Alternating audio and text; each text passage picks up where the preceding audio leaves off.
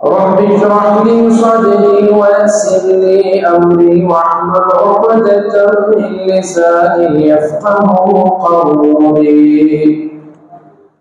اللهم صل على سيدنا محمد في أول كلامنا، وصل على سيدنا محمد في أوسط كلامنا، وصل على سيدنا محمد في آخر كلامنا. بزرگان محترم، نوجوانان مکرم، عزیز دوستو، میں نے آپ حضرات کے سامنے سورہ فاتحہ سورۃ الفتح کی آیتیں پڑھی ہیں. یہ سورت اللہ رب ذوالجلال نے جب رسول اکرم صلی اللہ علیہ وسلم پر نازل فرمائی تو آپ نے بڑی خوشی کا اظہار فرمایا. یہ صلح حدیبیہ کے بعد میں یہ آیتیں نازل فرمائی جس میں اللہ تبارک و تعالیٰ نے رسول اکرم صلی اللہ علیہ وسلم کو فتح مبین کی واضح کامیابی کی خوشخبری سنائی اور آپ کے اگلے پچھلے گناہوں کی بخشش کا تذکرہ فرمایا اور ایمان والوں کو جو اللہ کی طرف سے دی جانے والی نعمت ہے اس کا بھی ذکر فرمایا. صلح حدیبیہ اور اس کا پس منظر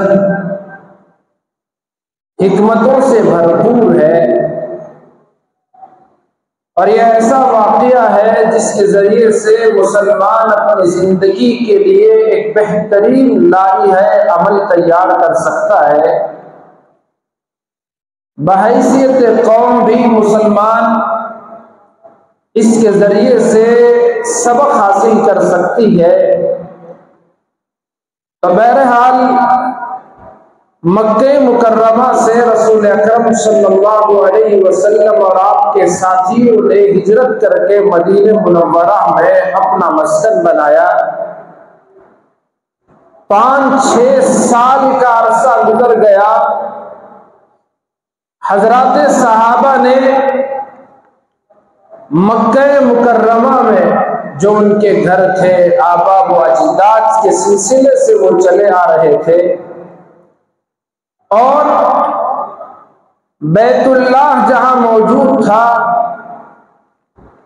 اس کی کشش صحابہ کے دلوں میں بھرپور پائی جاتی تھی. ان کی آنکھوں میں دل و دماغ میں اللہ کا گھر بستا تھا اور سجتا تھا. جو صبح شام اللہ کے گھر کو بیت اللہ کو دیکھا کرتے تھے 5-6 سال کا عرصہ گزر گیا کہ وہ مدینے میں رہ رہے ہیں، مکے کی طرف رخ نہ کر سکے. مکے کے کافروں نے، اسلام کے دشمنوں نے، محمد الرسول اللہ صلی اللہ علیہ وسلم کے معاندوں نے آپ اور آپ کے ساتھیوں کو مدینے میں بھی چین سے رہنے نہ دیا. کبھی بدر کی وہ جنگ ہوئی تو کبھی احد کا معرکہ پیش آیا تو ہمیشہ آپ اور آپ کے ساتھیوں کو پریشان کرتے تھے. رسول اکرم صلی اللہ علیہ وسلم کو اللہ تبارک و تعالیٰ نے سن 6 ہجری میں یعنی ہجرت کے 6 سال میں خواب دکھلایا کہ آپ اور آپ کے ساتھی عمرہ کرنے کے لیے مکہ پہنچے اور رسول اکرم کے ساتھ قربانی کے جانور بھی ہیں اور آپ مکہ داخل ہوئے تو کعبۃ اللہ کی چابی بھی آپ کے ہاتھوں میں ہے. تو یہ جو بہترین خواب رسول اللہ نے دیکھا صحابہ کے سامنے اس کا ذکر فرمایا اور آپ نے عمرے کے سفر کا ارادہ بھی ظاہر فرمایا کہ میں بھی عمرے کے لیے سفر کرنے والا ہوں۔ مدینے کے اطراف کے قبیلوں میں، دیہاتوں میں پیغام پہنچا دیا گیا کہ رسول اکرم صلی اللہ علیہ وسلم عمرہ کے ارادے سے مکے کا سفر کرنے والے ہیں۔ یہ بات جیسے ہی پھیلی، صحابہ میں جوش امٹ پڑا، جذبہ اٹھنے لگا۔ مدینے کے اطراف کے گاؤں والے بھی یہ تمنا کرنے لگے کہ ہم بھی رسول اکرم صلی اللہ علیہ وسلم کے ساتھ عمرہ کریں گے، یہ شرف ہم کو بھی ملے، یہ سعادت ہم کو بھی نصیب ہو جائے۔ کون سا ایسا مسلمان ہوگا جسے یہ سعادت ملے کہ وہ حضور کے ساتھ عمرہ کرے، جسے یہ سعادت نصیب ہو کہ وہ حضور کے ساتھ حج کرے؟ آدمی آپ کا غلام، آپ کا ماننے والا، آپ کا چاہنے والا، آپ کی محبت میں اپنا مال لٹانے والا، آپ کی محبت میں اپنی جان قربان کر دینے والا، رسول اللہ کی محبت ہر ایک کے دل میں جو بستی ہے، سجتی ہے، جچتی ہے اور رسوخ کر جاتی ہے، اس کے سامنے رسول اکرم صلی اللہ علیہ وسلم کے علاوہ دنیا کی کوئی چیز بھی پیش کر دی جائے اسے وہ قبول نہیں کرے گا۔ اسے رسول اللہ کی سچی محبت کو وہ اپنانا چاہے گا، اسی محبت کے ساتھ جینا بھی چاہے گا اور اسی محبت پر مرنا بھی چاہے گا۔ تو جن کے دلوں میں ایسی محبت ہو، ان کو تو یہ تمنا ہوتی ہے کہ حضور کے ساتھ سفر میں بھی رہے، عمرہ بھی کرے، حج بھی کرے۔ ہمارے لیے بھی اللہ نے ایک موقع رکھا کہ جو آدمی رمضان کے مہینے میں عمرہ کرتا ہے تو اسے رسول اللہ صلی اللہ علیہ وسلم کے ساتھ حج کرنے کا اجر ملتا ہے۔ تو الغرض میں عرض کر رہا تھا، صحابہ اکرام کے تقریباً 1400 افراد، 1400 یا 1500 افراد تیار ہو گئے کہ ہم بھی چلیں گے، میں بھی چلوں گا، میں بھی چلوں گا۔ تو رسول اللہ صلی اللہ علیہ وسلم کا ارادہ تو عمرہ کرنے کا تھا، تو اس لیے آپ اور آپ کے ساتھیوں نے کوئی جنگی ساز و سامان ساتھ نہ لیا، بلکہ آپ کے ساتھ سفر کا جو ہتھیار ہوتا ہے ضرورت کا، تلوار، اور وہ بھی نیام میں، اس طرح آپ نے سفر شروع کیا۔ مقام ذوالحلیفہ میں پہنچے تو رسول اللہ صلی اللہ علیہ وسلم اور صحابہ نے احرام باندھا، اپنے قربانی کے جانور، اونٹ، بکرے، بھیڑیے، جو جس کے پاس جو سہولت تھی ساتھ لیے، اور ان کو قربانی کے ہدی کے جانوروں کی نشانی لگائی، ان کے گلے میں ہار پہنایا، یعنی سب کو یہ پتا چلے کہ یہ جو سفر ہے عمرے کا ہے۔ اور عرب میں یہ دستور تھا کہ جو بھی ہدی کا جانور یعنی قربانی کا جانور ہوتا جو عمرہ اور حج کے موقع پر لے جایا جاتا ہے، اس کو لوگ چھیڑ چھاڑ نہیں کرتے، بلکہ اس کو آرام سے جانے دیا جاتا ہے، اور لوگوں کو بھی یہ سمجھ ہوتی ہے کہ یہ جانے والے عمرہ کے لیے جا رہے ہیں، ان کا کوئی اور مقصد نہیں ہے۔ تو اللہ کے نبی علیہ السلام نے بھی وہی کیا، آپ کے صحابہ نے بھی وہی کیا۔ آپ سفر آگے کر رہے ہیں، ادھر مکے والوں کو اطلاع ملی کہ رسول اکرم اور ان کے ساتھی مکے کی طرف سفر کر رہے ہیں، تو انہوں نے کئی قاصد بھیجے تاکہ ان کا رسول اللہ کے احوال معلوم کر کے آئیں۔ کبھی بدیل بن ورقہ پہنچتے ہیں، تو کبھی سہیل بن عمرو آتے ہیں، تو کبھی عروہ بن مسعود ثقفی آتے ہیں۔ تو ایک سے زیادہ ان مکے والوں نے رسول اللہ صلی اللہ علیہ وسلم اور آپ کے ساتھیوں سے بات کرنے کے لیے، احوال کا پتہ لگانے کے لیے بھیجا۔ بدیل بن ورقہ جو قبیلہ خزاعہ کے آدمی تھے، قبیلہ خزاعہ رسول اللہ صلی اللہ علیہ وسلم اور بنو ہاشم کا بڑا خیر خواہ قبیلہ تھا، تو اس کے یہ بدیل جب آئے اللہ کے نبی علیہ السلام سے بات کی اور یہ پیغام سنایا کہ مکے والے کعب بن لؤی آپ پر حملہ کرنے کے لیے تیار ہے، اس لیے آپ بہتر سوچ لیں کہ کیا کرنا ہے اور کیا نہیں کرنا ہے۔ اللہ کے نبی علیہ السلام نے ارشاد فرمایا کہ میرا ارادہ مکے پر چڑھائی کرنے کا نہیں ہے، میرا ارادہ قتل و قتال کا نہیں ہے، میرا ارادہ جنگ و جدال کا نہیں ہے، میں جہاد کرنے کے لیے نہیں آیا ہوں، بلکہ ہم لوگ عمرہ ادا کرنے کی نیت سے سفر کر رہے ہیں۔ اور یہ قریش لڑائیوں نے، جنگ و جدال نے، مقاتلہ نے ان کو کمزور کر دیا ہے، نقصان پہنچایا ہے۔ ہمارا ارادہ تو بس سفر کا ہے، پھر بھی اگر مکے والے ہم سے کوئی صلح کرنا چاہیں، ایک مدت متعین کرنا چاہیں تو میں اس کے لیے بھی تیار ہوں، اور اگر وہ ہم سے بجائے مدت طلب کرنے کے اگر وہ قتال کرنے پر اتر آ جائیں، لڑنا چاہیں، تین باتیں رسول اللہ نے ان کو فرمائی، یا تو وہ ایک مدت مقرر فرما لیں، ایک مہلت طے کر لیں، صلح ہو جائے جس میں ایک دوسرے پر حملہ نہ ہو، یا یہ کہ اللہ کے نبی علیہ السلام نے فرمایا اس چیز میں مکے والے داخل ہو جائیں جس چیز میں لوگ داخل ہو رہے ہیں، یعنی اسلام میں وہ بھی داخل ہو جائیں تو ان کے لیے راحت ہے ہی، اور اگر یہ بھی نہیں، ان کا ارادہ لڑائی کا ہی ہے، تو پھر اللہ کے نبی نے فرمایا میں اس وقت تک لڑائی کروں گا اور قتال کروں گا، دو فیصلے ہو جائیں گے، دو میں سے ایک فیصلہ ہو جائے، یا تو میری جان چلی جائے، میری گردن، میرا سر تن سے جدا ہو جائے، یا یہ کہ اللہ اپنے امر کو، اپنے حکم کو نافذ فرما دے، یعنی اسلام پھیلنے اور پھولنے لگے۔ تین باتوں کو انہوں نے سنا، مکے والوں کے پاس پہنچے، ان کو بتانا چاہا، انہوں نے ان کی بات کا انکار کیا، اور پھر سے ایک دوسرے آدمی نے اجازت لی کہ میں جا کر مسلمانوں سے بات کروں گا۔ اللہ کے نبی علیہ السلام کا یہ قافلہ آگے بڑھتا رہا، آگے بڑھتا رہا۔ جب آپ ایسی جگہ پر پہنچے، مکے والوں نے خالد بن ولید کے ساتھ 200 سواروں کو بھیجا کہ مسلمانوں کا راستہ روک دیا جائے، ان کو مکے میں داخل ہونے نہ دیا جائے۔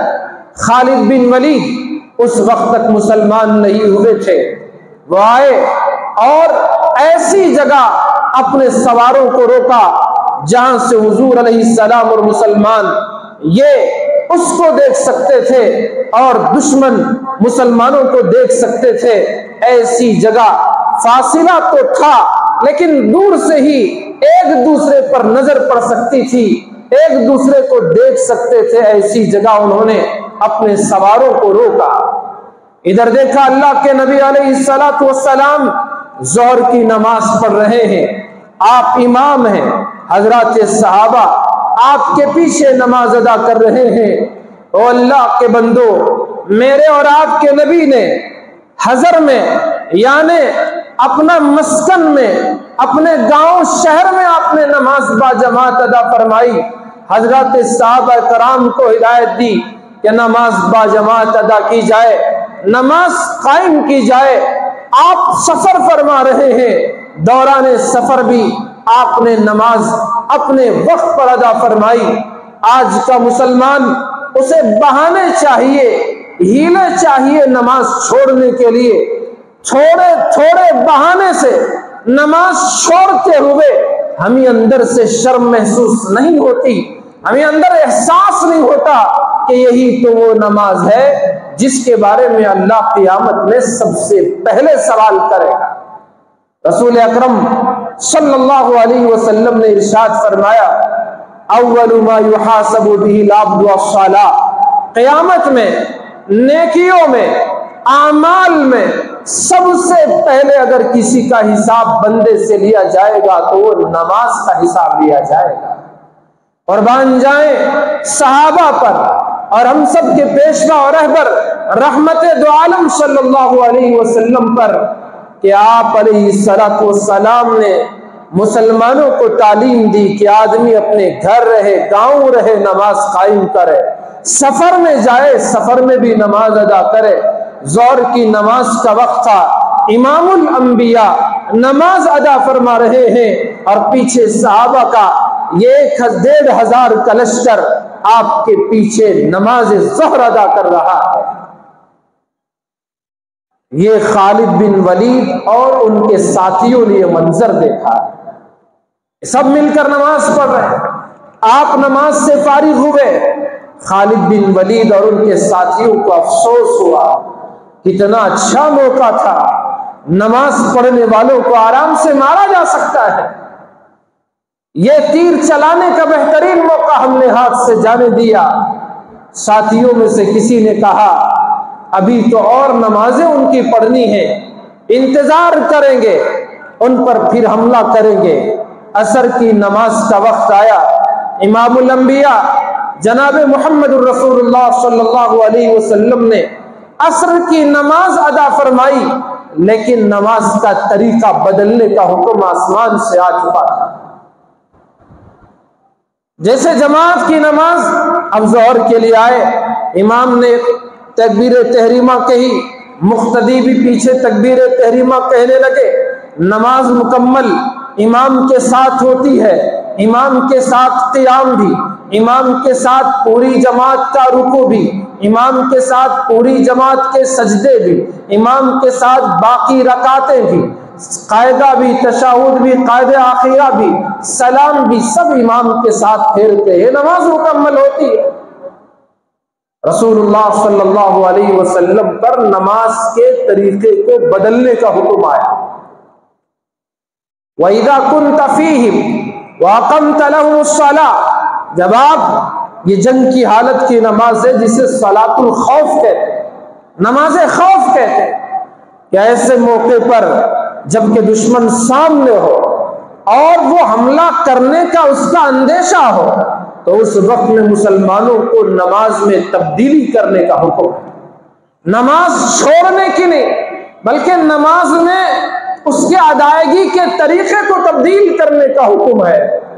وہ ہوتا کیا ہے؟ امام نماز کے لیے رکعت باندھتے ہیں، مسلمانوں کی جماعت کو 2 حصوں میں تقسیم کر دیا جاتا ہے، ایک دشمن کی طرف رخ کیے ہوئے ہوگا اور دوسری جماعت امام کے پیچھے نماز کے لیے کھڑی ہو جائے گی، ان کے پاس ان کے ہتھیار بھی ہوں گے، ہتھیاروں کے ساتھ نماز پڑھیں گے۔ اگر وہ 2 رکعت والی نماز ہے تو 1 رکعت امام کے ساتھ یہ جماعت پڑھے گی، دوسری رکعت کے لیے جب امام اٹھ کھڑے ہوں گے تو یہ جماعت چلی جائے گی، دوسری جماعت آئے گی، وہ امام کے پیچھے 1 رکعت نماز پڑھے گی، اور جس نے امام کے پیچھے 1 رکعت نماز پڑھی وہ مسبوق کی طرح، جیسے 2 رکعت والی نماز میں 1 رکعت امام کے ساتھ ملے تو دوسری رکعت ہم انفرادی طور پر کھڑے ہو کر پڑھتے ہیں، مسبوق کی نماز وہ پڑھیں گے، اور جو پہلا قافلہ جس نے 1 رکعت پڑھی وہ بعد میں 1 رکعت پڑھے گا، یعنی دشمن سے مقابلے کے لیے بھی ایک جماعت رہے گی اور ادھر نماز بھی باجماعت پڑھی جاتی رہے گی۔ ایک طریقہ نماز خوف کا یہ ہے، اور دوسرا طریقہ بھی ہے کہ دشمن اگر صرف قبلے کی طرف ہو، ادھر بھی نہ ہو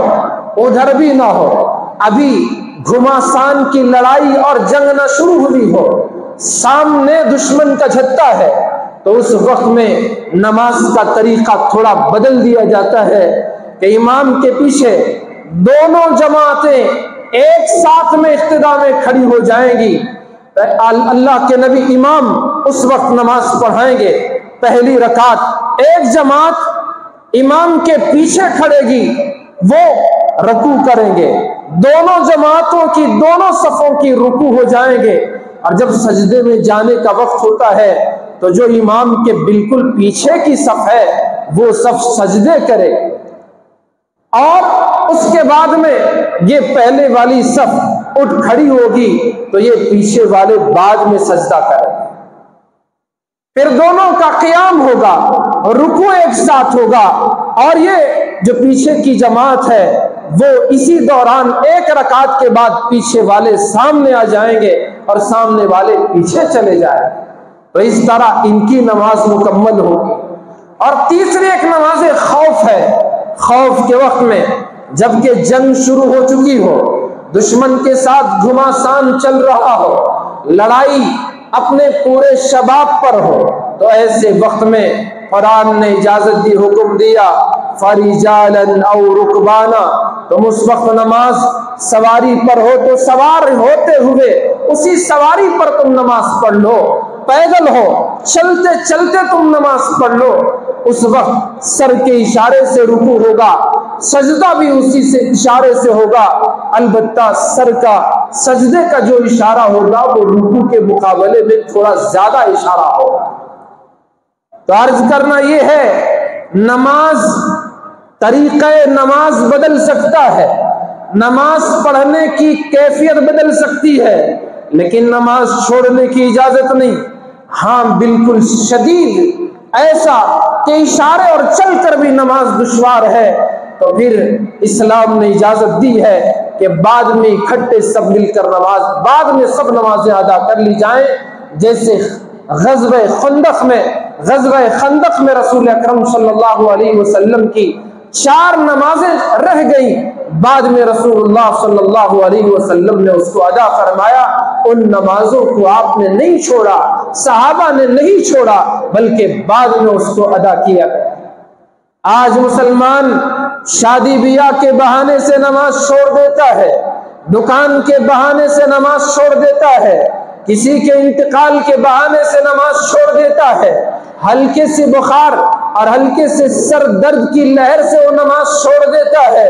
کام اور مزدوری اور محنت کے بہانے سے نماز چھوڑ دیتا ہے، سفر کے بہانے سے نماز چھوڑ دیتا ہے۔ اور اللہ کے بندو، نماز معافی ہوتی، اللہ کے نبی جنگ کے سائے میں اور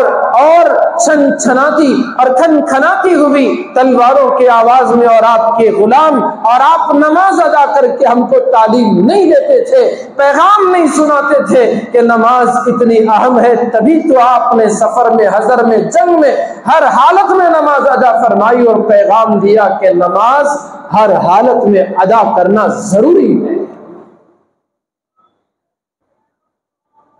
تو یہ عصر کی نماز کا جب وقت آیا تو حضور نے نماز خوف ادا کی، خالد بن ولید کو موقع ہی نہ ملا آپ پر حملہ کرنے کا۔ تو اس طرح آپ نے جب دیکھا کہ خالد بن ولید کا جھٹکا سواروں کا ادھر موجود ہے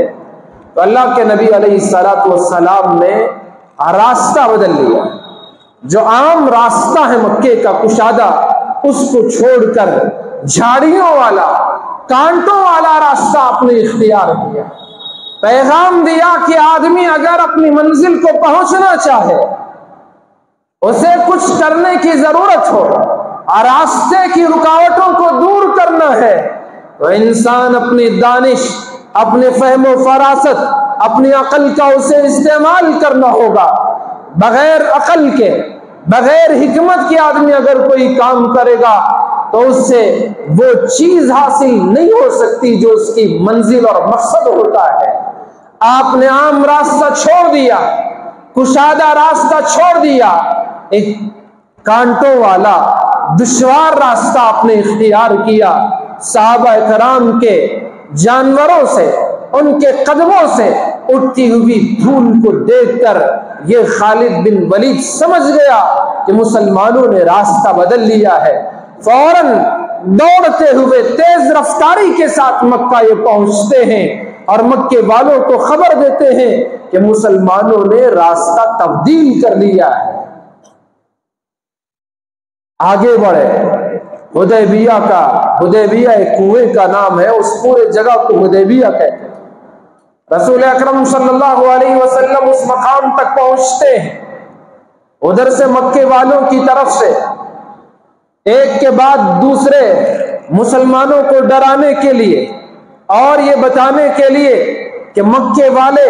پوری طرح سے تیار ہیں، وہ مسلمانوں کو ختم کر دیں گے، مسلمانوں کے ساتھ لڑائی کریں گے اور مسلمانوں کے تمام پلانوں کو وہ ختم کر دیں گے۔ ایک کے بعد دیگر آدمی رسول اللہ کے پاس آتے رہے۔ اللہ کے نبی علیہ السلام نے سب سے ایک ہی بات کہی جو پہلے بدیل سے کہا، وہی بات آپ نے سب سے کہی کہ یا تو یہ مسلمان ہو جائیں یا ایک ایک مہلت مقرر کر دی جائے، اس درمیان میں کوئی کسی پر حملہ نہیں کرے گا، یا پھر لڑائی ہو تو مسلمان بھی لڑنے کے لیے آمادہ ہیں، جنگ کے لیے تیار ہیں۔ تین باتیں آپ کی طرف سے تھیں، یا تو مسلمان ہو جائیں، یا ایک صلح ہو جائے، یا ایک لڑائی ہو تو پھر ہم کو بھی لڑنا ہی پڑے گا۔ حالانکہ رسول اللہ اور آپ کے ساتھی جنگ کی تیاری کے ساتھ نہیں آئے تھے، جنگ کے ساز و سامان کے ساتھ نہیں آئے تھے، بلکہ آپ کا ارادہ، آپ کے ساتھیوں کا ارادہ تو عمرہ کرنے کا تھا، عمرے کی نیت سے آپ آئے تھے۔ کبھی کبھی سامنے والے کو یا تو اس کی انا سے ابھارتی ہے کہ آنے والوں کو اس کے مقصد میں ناکام کرے، یا ایک وہ بات نہیں سمجھتا کہ میرے سامنے بات کرنے والے کیوں آئے ہیں، ان کا مقصد کیا ہے، وہ سمجھتا نہیں، بلکہ اس کے دماغ میں جو پکتا رہتا ہے اسی انداز سے وہ معاملے کو ہینڈل کرنا چاہتا ہے۔ اگر آدمی اپنی انا کی وجہ سے ہر ایک کو حقیر نظر سے دیکھنا چاہے، ہر ایک کو کمزور سمجھنا چاہے،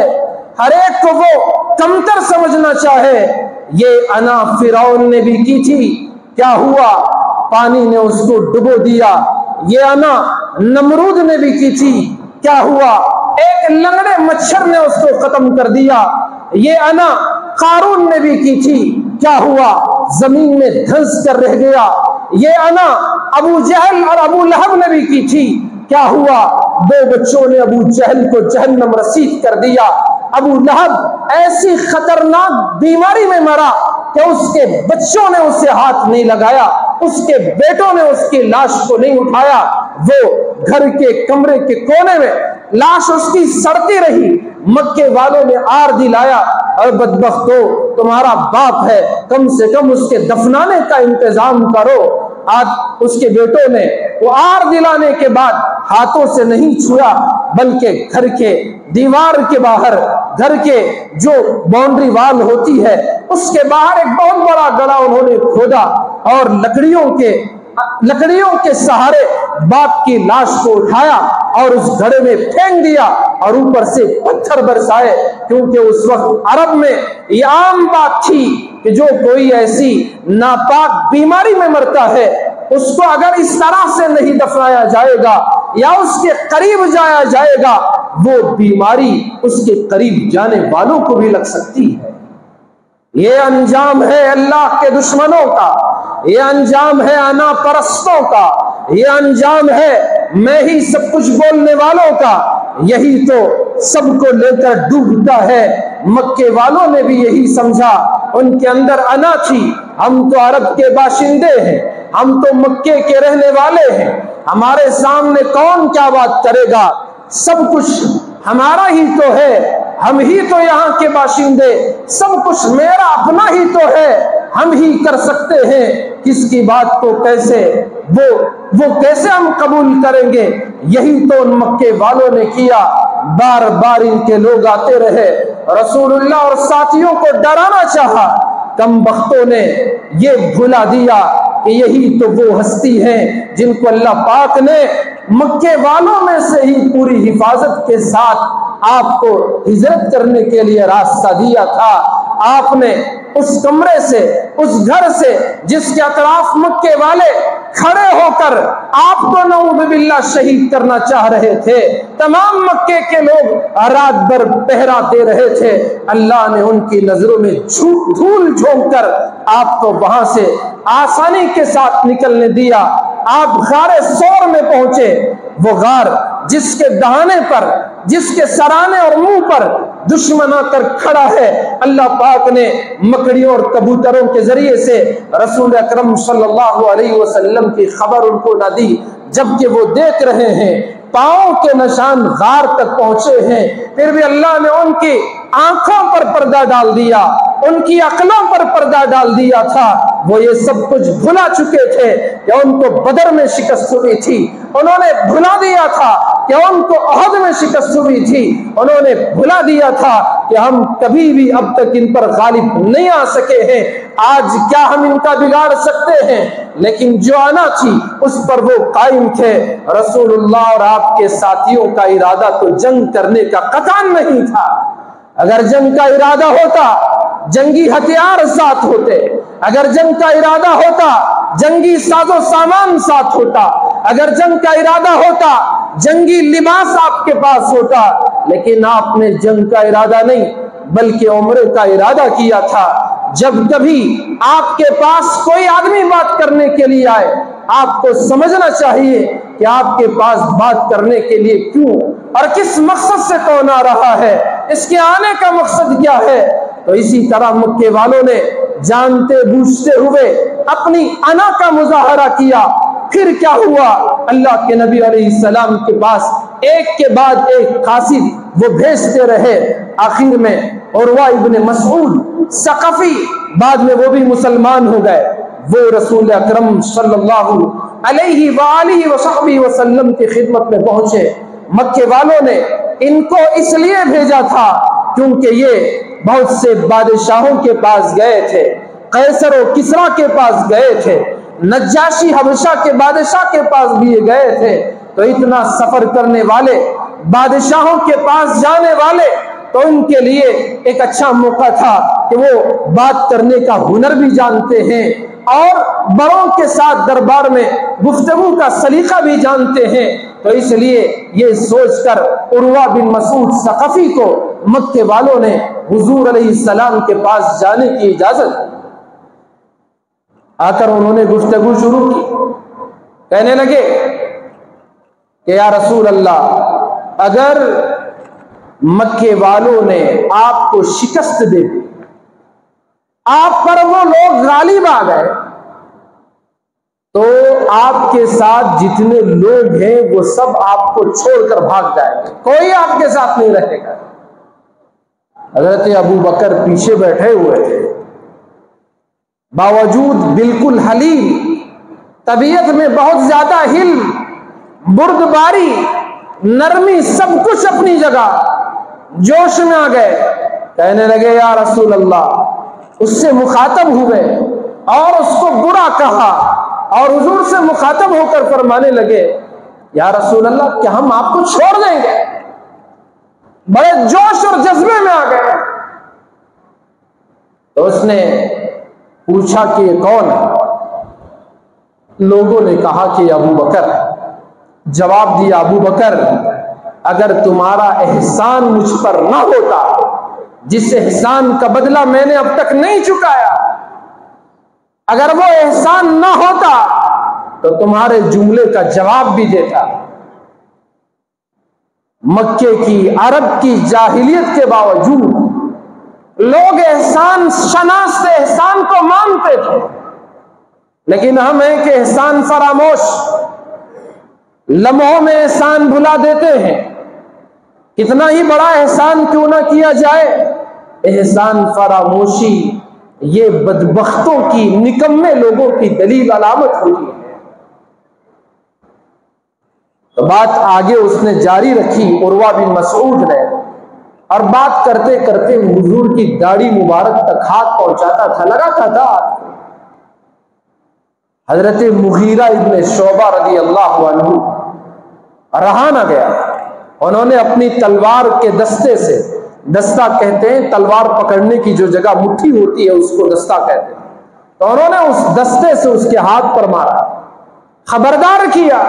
کمبخت رسول اللہ کے داڑھی مبارک کو چھونے کا تیرا یہ ناپاک ہاتھ کیسے قابل ہو گیا؟ پرے ہٹ حضور سے، اپنا ہاتھ پیچھے کر۔ پوچھا کون ہے؟ مغیرہ ابن شعبہ۔ تو اس پر اس نے کہا اے مغیرہ، حالانکہ وہ عروہ بن مسعود کے بھتیجے تھے، بھائی کے بیٹے تھے، تو اس نے کہا کہ کمبخت، تو نے جو بدعہدی کی تھی جس کی وجہ سے میں اس میں بھاگا بھاگا پھر رہا ہوں، پھر تو مجھے ایسا کہہ رہا ہے۔ بدعہدی یہ ہوئی تھی کہ حضرت مغیرہ ابن شعبہ رضی اللہ عنہ اسلام لانے سے پہلے کسی کے ساتھ سفر میں تھے، ان کو قتل کیا، ان کا مال لے لیا تھا۔ مکے کے اس وقت جہالت کے زمانے میں یہ عام معمول تھا، اس کی وجہ سے خاندان والے اس کے پیچھے بھاگ دوڑ کر رہے تھے، اور یہ رسول اللہ کی خدمت میں آئے اور مسلمان ہو گئے۔ رسول اللہ نے فرمایا تمہارا اسلام تو ہمیں منظور ہے، لیکن تم نے جو کیا ہے، بدعہدی کا جو معاملہ کیا ہے اور مال جو تم نے غبن کیا ہے، اس کے ہم ذمہ دار نہیں۔ مال لوٹنے والے، پیسہ ظلمن کھانے والے اور لوگوں کو، غریبوں کا مال ناحق طور پر گھسیٹنے والے، چاہے وہ نماز کیوں نہ پڑھے، عبادت پر عبادت کیوں نہ کرتے چلے جائیں، تہجد گزار کیوں نہ بن جائے، رمضان کے روزوں کے علاوہ دیگر مہینوں میں بھی نفل روزے دار کیوں نہ بن جائیں، اور سب کچھ کیوں نہ ان کے پاس بھلائیاں، بات ان کی میٹھی، لب و لہجہ ان کا اچھا،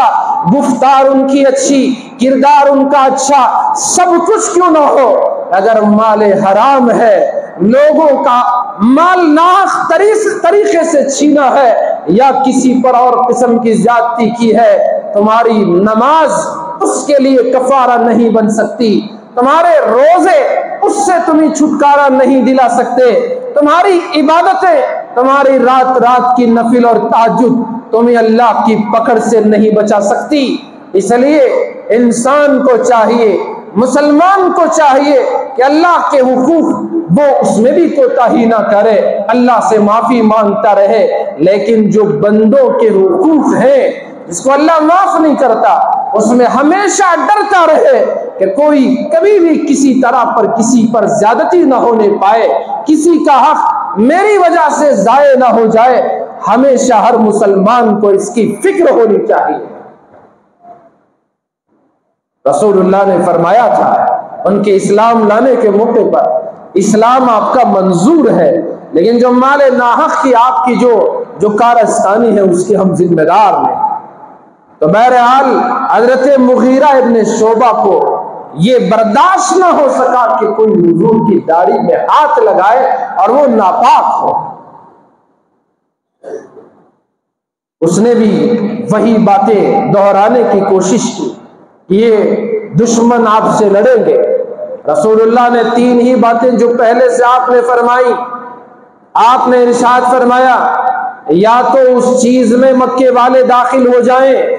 جس چیز میں اور لوگ داخل ہو رہے ہیں نا، مسلمان ہو جائے، یا ایک کہ صلح تیار کر لی جائے، ایک مدت مقرر کر لی جائے جس میں آپس میں ایک دوسرے پر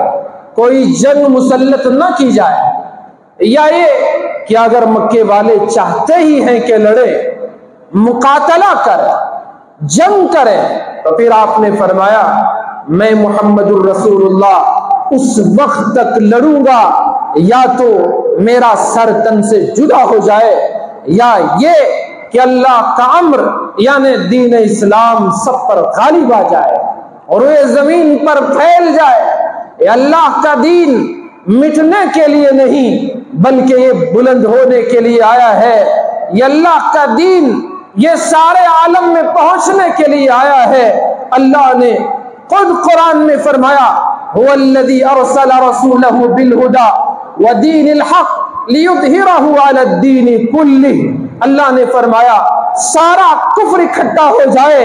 تمام دنیا کے مشرکین جمع ہو جائیں دین اسلام کو ختم کرنے کے لیے، لیکن اللہ اپنے دین کو غالب کر کے رہے گا۔ واللہ متم نورہ، اللہ اپنے نور کو، اپنے دین کو، اپنے احکام کو، اپنے مذہب اسلام کو اللہ غالب کر کے رہے گا، کامل و مکمل کر کے رہے گا۔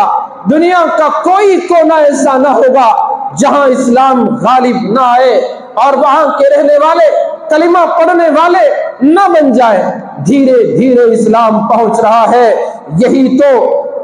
امریکہ کو کھٹکتا ہے، یہی تو چیزیں کھٹکتی ہیں وہ اسرائیل کو کھٹکتی ہیں۔ یہی تو آج کے سپر پاور کہے جانے والے پچھلے سپر پاور سے سبق لے لیتے تو اچھا تھا۔ یہ خدا سے لڑنے والے، خدا کی طاقت سے لڑنے والے آج دنیا دیکھ رہی ہے کہ امریکہ میں جن امریکہ کی ریاستوں نے، جس امریکہ نے اسرائیل کا ساتھ دے کر پچھلے سال اسی مہینے میں جس طرح سے فلسطین کے معصوموں پر ظلم ڈھایا تھا، اور وہ سلسلہ پورا 1 سال 12 مہینے سے چل رہا ہے، کیا مرد، کیا عورتیں، کیا جوان، کیا بوڑھیاں اور بوڑھے، اور کیا وہ چھوٹے چھوٹے بچے، ان کی وہ تصاویر، ان کے وہ ویڈیوز دیکھتے ہوئے ہمارے دل کانپ اٹھتے ہیں۔ ظالموں نے ہزاروں کلو کے ٹن، ہزاروں ٹن کے بارود انہوں نے ان نہتوں پر برسا دیے اور ان کے گھروں کو اجاڑ دیا، ان کی آبادیوں کو ویران کر دیا اور ان کو خیموں میں پناہ لینے پر مجبور کر دیا۔ اور ظالموں، تم نے دہشت گردی کا الزام لگا کر ان معصوموں پر حملہ کیا ہے۔ کیا تم سمجھتے تھے کہ کوئی اور طاقت یہاں موجود نہیں ہے؟ سب کچھ تمہاری طاقت ہے۔ اور ظالموں، تم دیکھ رہے ہو تمہارا انجام کیا ہو رہا ہے۔ تم سمجھ گئے تھے کہ تمہیں کوئی ٹکر لینے والا نہیں ہے۔ ہاں تم یہی سمجھ رہے تھے۔ او اللہ کے بندو، تم بھی تو اسی کے پیدا کردہ ہو، اسی نے تو تم کو پیدا کیا ہے، پھر اس کے باوجود تم اسی کی طاقت سے وہ لوہا لینے کی کوشش کر رہے ہو، تم اسی سے ٹکرانے کی ہمت کر رہے ہو۔ یہ وہ خداوند قدوس کی طاقت ہے۔ فرعون نے بھی یہی کیا تھا، انجام کیا ہوا؟ پانی میں اللہ نے اسے غرق کر دیا۔ تم بھی اسی طرح پانی میں غرق ہو رہے ہو۔ ہوائیں 200 کلومیٹر فی گھنٹے کی رفتار سے آ رہی ہیں، یہاں کی کوئی کار بھی اتنی تیز رفتاری کے ساتھ نہیں جاتی۔ اتنی تیز رفتاری کے ساتھ یہ آندھی، یہ ہوائیں، آپ ہی بتائیں کون ہے اس کا چلانے والا؟ اور تو میرا آپ کا خدا ہے، وہی تو ان ہواؤں کو حکم دے رہا ہے۔ یہ تیز تند ہوائیں اپنے مقام سے جو نکلی، وہ انجام، وہ تنا اور درخت اکھڑ کر ہوا میں وہ پتوں کی طرح اڑ رہے ہیں۔ بڑی بڑی بلڈنگیں سیکنڈوں میں وہ زمین دوز ہو رہی ہیں۔ تمہیں تو بڑے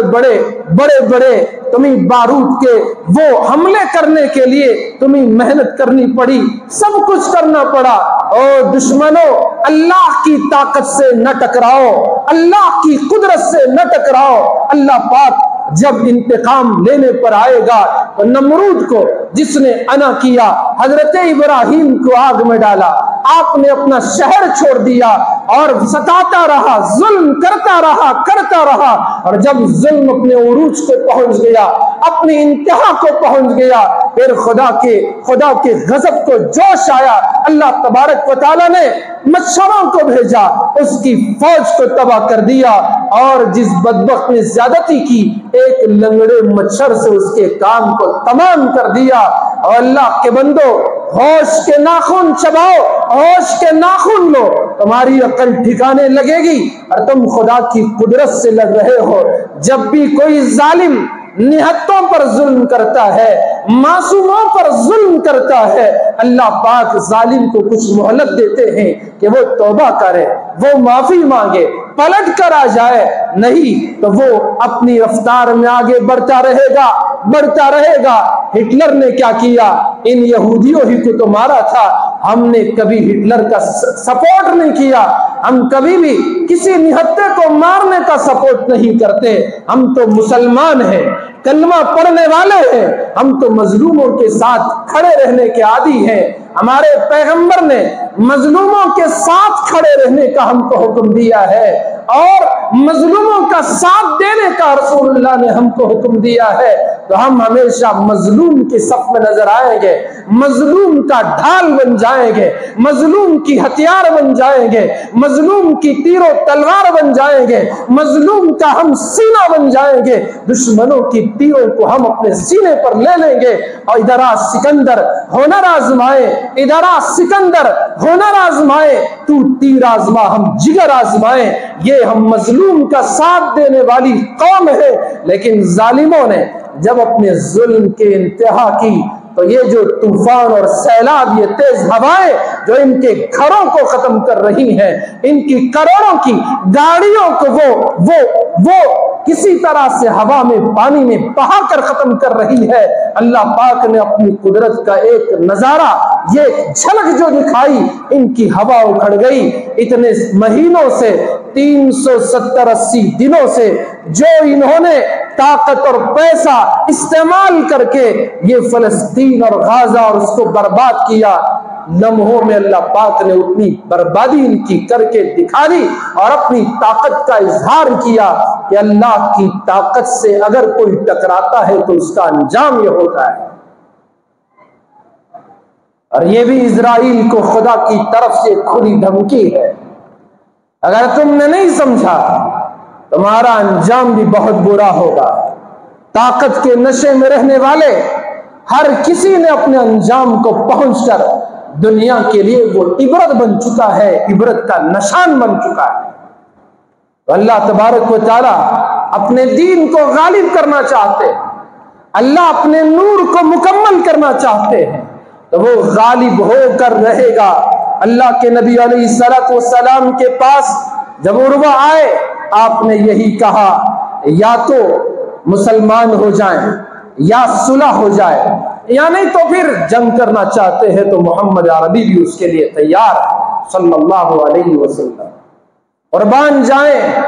میرے ماں باپ اور سب کچھ رسول اللہ صلی اللہ علیہ وسلم پر قربان ہو جائیں۔ عروہ بن مسعود ثقفی نے صحابہ کو حضور کا ادب کرتے ہوئے دیکھا، خدمت کرتے ہوئے دیکھا، اپنی قوم کے پاس گیا، مکے والوں کے پاس گیا اور ان کو سنایا کہ جو محمد عربی چاہ رہے ہیں اگر تم نے وہ کر لیا تو تمہارے لیے خیر اور بھلا ہے، صلح کا وہ آفر جو دے رہے قبول کر لو، تمہارے لیے کامیابی ہے۔ اور اس نے کہا کہ میں تو نجاشی کا دربار بھی دیکھا، قیصر و کسریٰ کے دربار کو بھی دیکھ کر آیا ہوں، جو عظمت صحابہ کے دلوں میں اپنے رسول کی ہے، خدا کی قسم کسی قوم میں نے اپنے بادشاہ کی وہ عظمت نہ دیکھی۔ قربان جائیں صحابہ کرام پر، کیا وہ ادب کرنے والے ادب کے پیکر تھے؟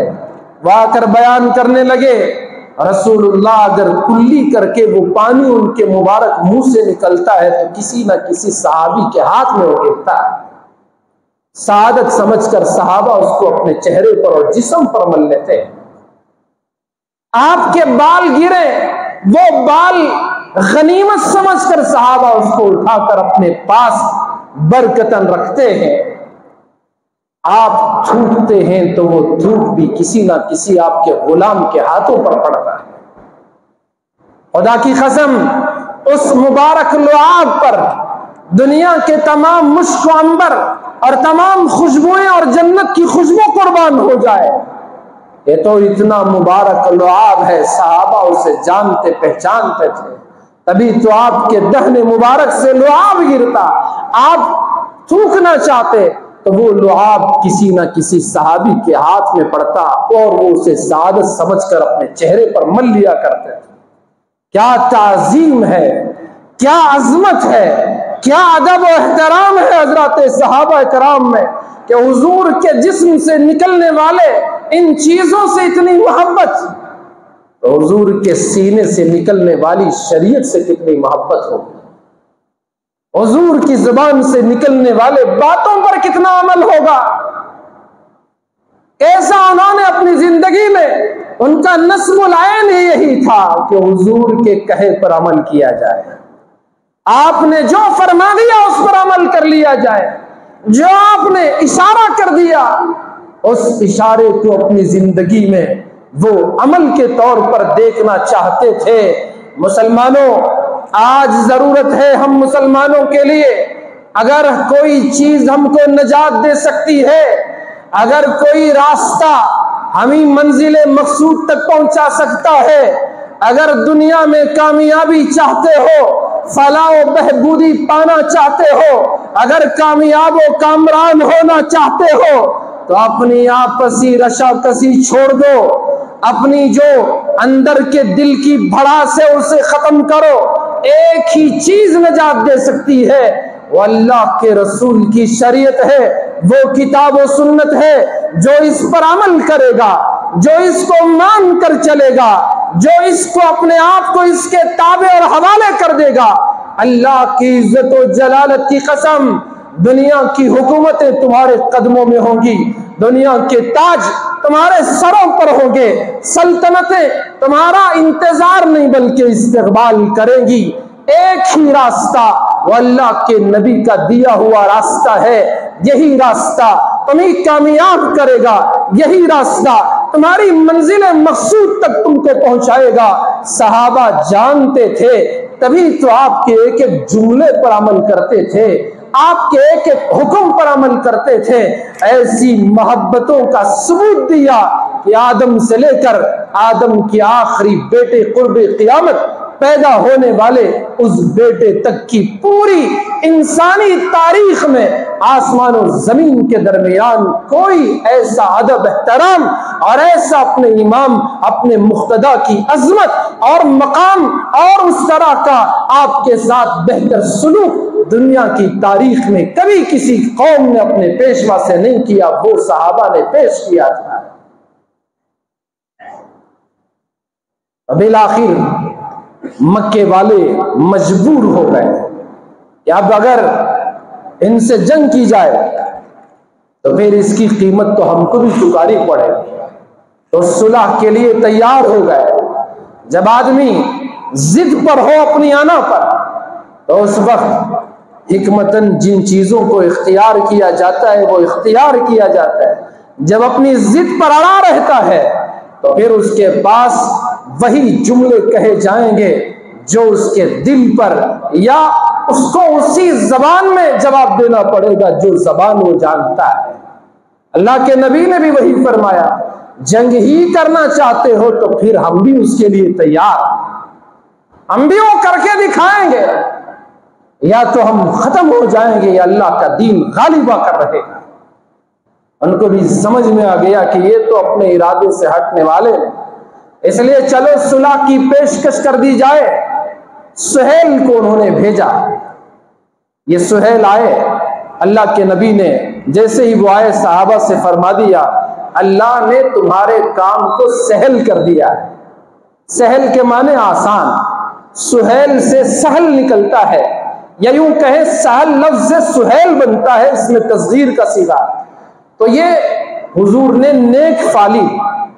اللہ نے تمہارے کام کو سہل یعنی آسان کر دیا۔ تو اسلام نے، رسول اللہ نے، ہماری شریعت نے نیک فالی لینے سے منع نہیں کیا۔ آدمی فال لیتا ہے نہیں، اچھا گمان کرنا۔ سہیل آئے، ان کا نام سہیل ہے، سہل سے ہے، حضور نے فرمایا کہ اب آسانی ہو جائے گی۔ تو اس طرح نیک گمان کرنا، نیک فال لینے کی اجازت ہے، لیکن بدگمانی کرنا یا بدفال لینا، جیسے بلی گزر گئی اب کام نہیں ہوگا، گھگو بیٹھ گیا گویا یہ گھگو بن گیا، اس طرح کی جو چیزیں ہیں بدفالی لینے کی تو اسلام نے اجازت نہیں دی۔ نیک فالی تو مسلمان لے سکتا ہے۔ آپ نے فرمایا سہیل آئے ہیں، اللہ نے تمہارے کام کو آسان کر دیا۔ تو انشاءاللہ اگلی جمعہ اس کے بعد کا جو واقعہ ہے حدیبیہ کا، اور اس کی جو حکمتیں ہیں اور معاہدے کی جو شروع اور حکمت بھری جو داستان ہے، انشاءاللہ اس کو اگلی جمعہ میں آپ کے سامنے رکھا جائے گا۔ ایک گزارش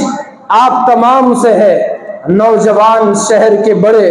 جوش میں، غیظ و غضب میں ہیں، اور ہر کوئی غم و غصے میں ہے کہ ایک بدبخت نے رسول اکرم صلی اللہ علیہ وسلم کی شان اقدس میں گستاخی کی، ناپاک کوشش کی ہے، ہر کوئی غصے میں ہے۔ ہم نوجوان بھی سب بھی بھڑک رہے ہیں کہ کسی بھی طرح سے یہاں بھی ہم سڑکوں پر احتجاج کریں، ایک احتجاجی جلسہ کرے، اس کے لیے چونکہ اجازت نہ ملی تو یہ نوجوان خاموش نہیں بیٹھے، بلکہ یہ لوگ آپ کی مسجد میں، ہماری مسجد میں بھی باہر دیواروں پر QR کوڈ کا ایک زیراکس کاپی انہوں نے لگایا۔ یہ اصل میں چیف جسٹس آف انڈیا کو اس بدبخت نے جو رسول اکرم صلی اللہ علیہ وسلم کے شان میں نازیبا الفاظ کہے ہیں، تو اس بدبخت کے خلاف سپریم کورٹ اثر خود یعنی اپنے آپ سے سوموٹو ایکشن لے اور وہ خود نوٹس لے کر ایک ایسا قانون جس کی زد میں وہ بھی آئے اور قانون سازی کے لیے کچھ ایسا راستہ ہموار ہو جو اس جیسے مجرموں، بدکاروں، بد دماغوں، ناپاک نسل کے لوگوں کو ہمت نہ ہو سکے کہ وہ اس طرح کی کوئی کبھی بھی حرکت کر سکے۔ تو اس لیے ہماری طرف سے میل جائے چیف جسٹس آف انڈیا کو، سپریم کورٹ کے چیف جج کو، کہ وہ کسی طرح سے از خود اپنے آپ سے ایکشن لے اس بدبخت کے خلاف، اور اس سے مسلمانوں کو کچھ نہ کچھ تسلی ہو سکتی ہے۔ اس کے لیے نوجوانوں نے یہ بڑی محنت سے شہر کے تمام مسجدوں میں انہوں نے یہ QR کوڈ لگایا ہے۔ آپ سے بھی گزارش کہ جاتے ہوئے ایک لمحے کا کام ہے کہ آپ اپنے موبائل سے اسکین کریں، ایک چھوٹی سی کوشش ہم سے جو ہو سکتی ہے ہم کرنے کی کوشش کریں، کیونکہ ملک میں قانون بھی ہے اور قانون کے تحت یہ ملک چلتا ہے، ہم بھی اسی راستے سے جانے کی کوشش کریں گے۔ مجھے امید ہے کہ ہر کوئی اس کوشش میں حصہ لے گا۔ اللہ تبارک و تعالی ہم سب کو عمل کی توفیق عطا فرمائے، آمین۔ وآخر دعوانا الحمدللہ رب العالمین۔